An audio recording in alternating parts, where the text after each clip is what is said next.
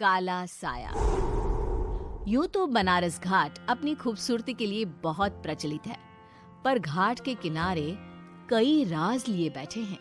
ये कहानी शुरू होती है बनारस के घाट के पास बने ममता निवास से, जहां प्रिया लाल जोड़े में ममता के घर उसकी बहू बनकर आती है। आओ आओ बहू, घर को अपने पैरों से पवित्र करो। ममता घर की दहलीज पार कर ही रही होती है कि अचानक एक बहुत गंदी सी बास पूरे घर में फैल जाती है।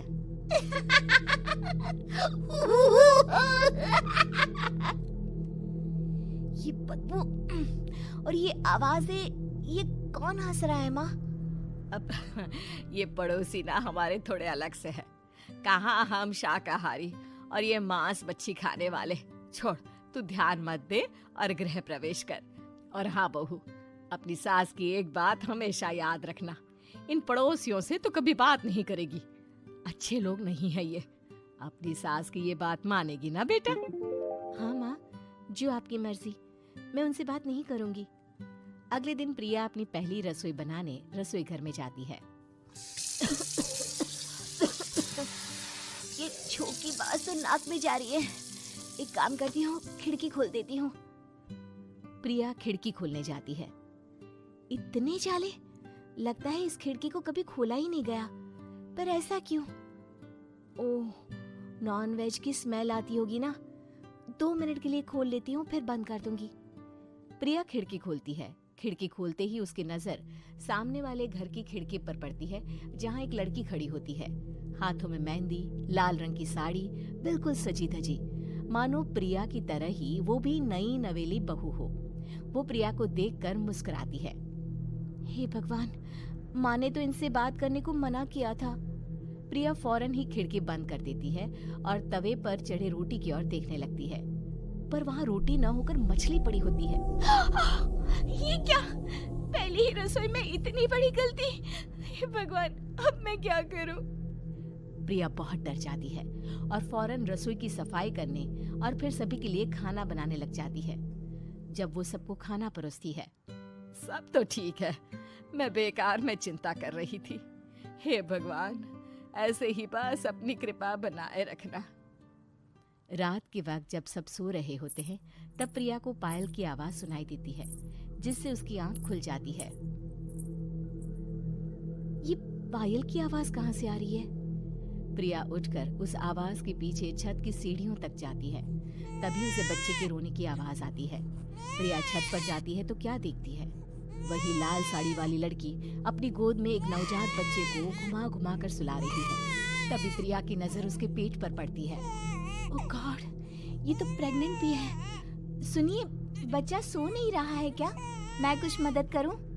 नहीं नहीं, आपके घर वालों को अच्छा नहीं लगेगा, मैं संभाल लूंगी। स्नेहा की गोद से बच्चा हाथ मारकर प्रिया की गोद में आने को छटपटाने लगता है। दोनों घर अगल बगल में बने होने के कारण प्रिया उस बच्चे को गोद में ले लेती है। प्रिया के पास आते ही वो सो जाता है। बच्चे का वो स्पर्श रात भर प्रिया भूल नहीं पाती और अगली सुबह वो छत पर कपड़े सुखा रही होती है। तभी उसे एक औरत इशारा करके बुलाती है। स्नेहा कह रही थी बाबू तुम्हारी गोद में आते ही सो गया। मैं गौरी, स्नेहा की माँ हूँ। बहू, घर आना, बाबू को खिला भी लेना। शाम को जब घर पर कोई नहीं रहता, बच्चे से मिलने के लिए प्रिया छिपकर अपनी पड़ोसन के घर चली जाती है और कुछ देर बच्चे को खिलाकर वापस लौट आती है। इसके कुछ दिन बाद ही प्रिया को पता चलता है कि वो माँ बनने वाली है। ममता की खुशी का ठिकाना नहीं रहता।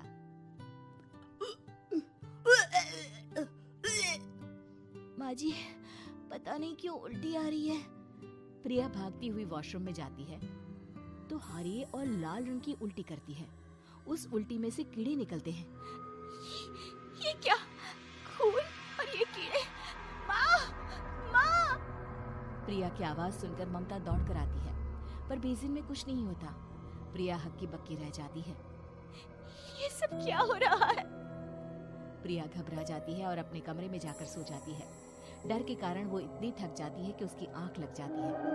तब उसे ऐसा लगता है उसके पेट पर मानो कोई बैठा हुआ हो। कौन हो? प्रिया के पेट पर एक 5 महीने की बच्ची बैठी हुई थी, जो बुरी तरह जली हुई थी। माँ, तुम ही मुझे लाई ना अपने पेट में। मैं तुम्हारी माँ नहीं हूँ। कौन हो तुम? माँ, देखो मैं जल गई बुरी तरह से। 6 महीने पेट में रहने को भी मुझे नहीं मिला। सहला दो ना माँ। बचाओ, बचाओ, माँ! ममता दौड़कर कमरे में आती है। प्रिया की बातें सुनकर वो सब समझ जाती है। तू कहीं बगल वाले घर में तो नहीं जाकर आई ना बहू? मुझे माफ कर दो, मैं गई थी माँ।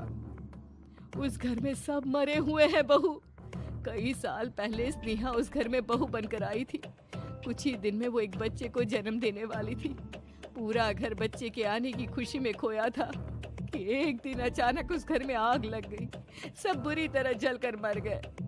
गौरी आज भी दादी बनने का इंतजार कर रही है और इसीलिए स्नेहा ने अपना अजन्मा बच्चा तुम्हारी कोख में डाल दिया। ममता ये कह रही होती है कि पीछे से उसके पैरों को एक बच्चा पकड़ लेता है। दादी, दादी। माँ, स्नेहा की गोद में यही बच्चा था। ये बच्चा कौन है फिर? तेरी मौत है। तेरी भी दादी। जिस चीज का ममता को डर था वही हो गया। ममता निवास के ऊपर मौत ने चादर बिछा दी थी। प्रिया का पेट ऐसे बढ़ जाता है मानो 9 महीने का हो। 2 हाथ उसके पेट से बाहर निकलते हैं। बहू, संतोष को फोन कर, किसी पंडित जी को बुला बहू। प्रिया का पति भागता हुआ घर आता है। ये तो होना ही था माँ। तेरा पाप तेरे सामने आ गया तो तू सह नहीं पा रही है। स्नेहा घर में आग लगी नहीं थी, माँ ने लगाई थी, प्रॉपर्टी की लालच में। और वो बच्चा मेरी पहली पत्नी का बच्चा है, मेरा बेटा, जो कि उस आग की चपेट का शिकार हो गया था। मैंने तुमसे ये सब माँ के कहने पर छुपाया था। मुझे माफ कर दो प्रिया। तुम अगर चाहो तो यहाँ से जा सकती हो। मैं तुम्हें किसी भी बंधन में रखना नहीं चाहता। मेरी शादी हुई है आपसे, मैं आपको छोड़ नहीं सकती, पर उससे पहले हमें स्नेहा, उसकी माँ और बच्चे की आत्मा की शांति करवानी होगी। संतोष और ममता गौरी के घर जाते हैं। अंदर सब कुछ जला हुआ होता है। जमीन पर जली हुई लाशें बिखरी हुई थी। ममता रो रो कर अपनी करने की माफी गौरी से मांगती है। प्रिया स्नेहा के घर वालों का अंतिम संस्कार करवा देती है और ममता निवास फिर से आत्माओं के साए से मुक्त हो जाता है।